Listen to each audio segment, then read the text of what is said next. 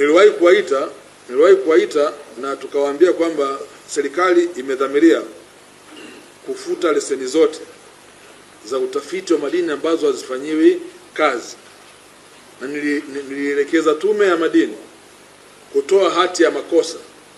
Kwa hiyo leo nimewaita hapa kuwajulisha kwamba tulitoa hati za makosa kwa wale wote ambao walishindwa kukidhi matakwa ya sheria, na inanilazimu leo kutoa maelekezo ya kufuta leseni za utafiti kwa mujibu wa sheria.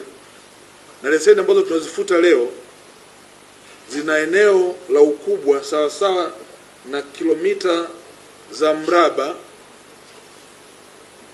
900, ambao ni sawa na ekari 188,163.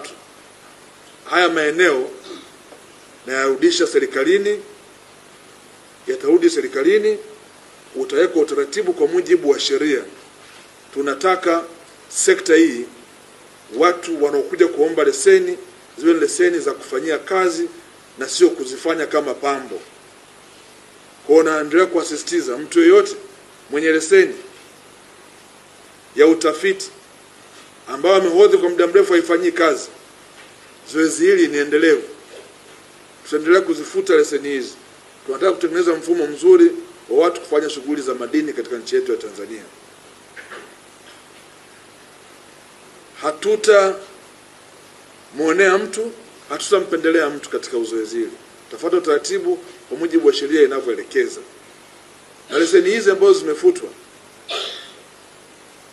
zitarudi serikalini. Sheria inasema vizuri kabisa, ziko taratibu za kufuatwa baada ya kuwa tumepata taarifa kutoka katika taasisi zetu za madini na hasa GST.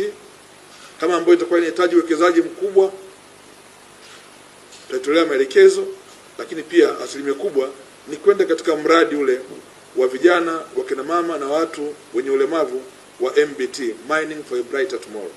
Tutawapanga vizuri wachimbaji katika maeneo haya ili kuendelea kuchochea ukuaji wa uchumi wa nchi yetu Tanzania.